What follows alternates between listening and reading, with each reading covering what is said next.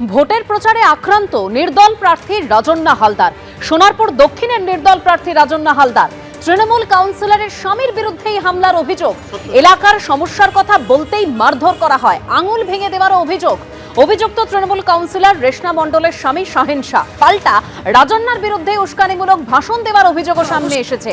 একে অপরের বিরুদ্ধে থানায় অভিযোগও দায়ের করেছে।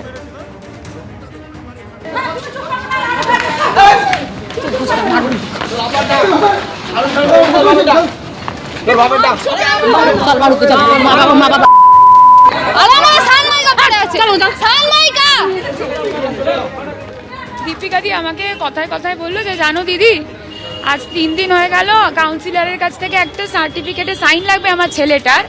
ও মার্চেন্ট নেভির হয়তো পরীক্ষা দেবে, সেই পরীক্ষাটার জন্য আজকে লাস্ট ডেট। আমাকে পোস্ট অফিস থেকে ফোন করে পাঠিয়েছে যে আজকে 3টের মধ্যে দিতে হবে, দিচ্ছে না। আজকে সকালবেলা আমার ছেলে গেছে, অকথ্য ভাষায় গালাগালি মারতে এসেছে। তা আমি বললাম ঠিক আছে দীপিকা দি, আমাকে একটু সময় দাও, আমি যাচ্ছি, তোমার ছেলেকে নিয়ে যাই। আমি ওই ফর্মটাও নিয়ে গেছি। নিয়ে যেতে প্রথমে আমাকে দেখে যেটা প্রশ্ন করা হলো, ও কেন এসেছে। আমার ওড়না দিয়ে গলা পেছনে টেনে ধরা হলো।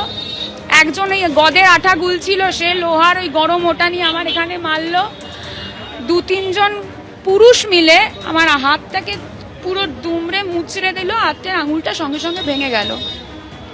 আমাকে থামাতে এসেছিল ওরা, আমার ইলেকশন এজেন্ট দিদিরা। ওদের তো মেরে মেরে মুখ ফাটিয়ে দিয়েছে। আমার ভাইয়ের তো মেরে পুরো এইখানটা ফাটিয়ে দিয়েছে, বুড়োর ওপরটা। রাজন্না হালদারকে মারধর করা হয়েছে কিনা সেটা তো ওরাই বলতে পারবে, কেননা ওরা নিজেরা যেভাবে রাজনীতি করছেন ওনারাই জানেন কিভাবে মিথ্যা বলতে হয়। আর আমাদের যেখানে আমাদের পাড়ার মধ্যে গিয়ে, মানে আমাদের ওয়ার্ডে গিয়ে যেভাবে মিথ্যা বা উস্কানিমূলক কথাবার্তার মাধ্যমে আমাদের ছেলেদেরকে উস্কানো হচ্ছিল, সেখানে আবার বহিরাগতদেরকে নিয়ে যাওয়া হয়েছিল, যেখানে আমাদের ওয়ার্ডের কেউ ছিল না। বহিরাগতদের নিয়ে গিয়ে ওনারা এটা একটা চক্রান্ত করে এই ঘটনাটা ঘটিয়েছেন। এটা আমরা পুলিশ তদন্ত করছে, আমরা থানায় জানিয়েছি, পুলিশের ইসিআইতে জানিয়েছি। ওনারা দেখুক, তদন্ত করুক, যেখানে ওনারা আইনি ব্যবস্থা নেবেন। তার হ্যাঁ অবশ্যই আমাদের ছেলেদেরকেও মারধর করা হয়েছে উস্কানিমূলক কথাবার্তা বলে। যখন তারা প্রতিবাদ করতে যায় তাদের উপর চড়াও হয়েছেন। তারপরে আমাদের মহিলারাও ছিলেন, তাদেরকেও কিল ঘুষি মানে লাথি যে যেরকম পেরেছে ওনারা। আজকে সোনারপুর দক্ষিণের অন্তর্গত 26 নম্বর ওয়ার্ডে যে ঘটনা ঘটলো, এটা অত্যন্ত নক্কারজনক একটা ঘটনা। ইলেকশনে যে কেউ দাঁড়াতে পারেন, কেউ দলের হয়ে দাঁড়ান, কেউ নির্দল হয়ে দাঁড়ান। আজকে সোনারপুর দক্ষিণের নির্দল প্রার্থী রাজন্না হালদার, তিনি 26 নম্বর ওয়ার্ডে তিনি গেছিলেন, প্রচারে গেছিলেন, সমর্থকদের সঙ্গে দেখা করতে গেছিলেন।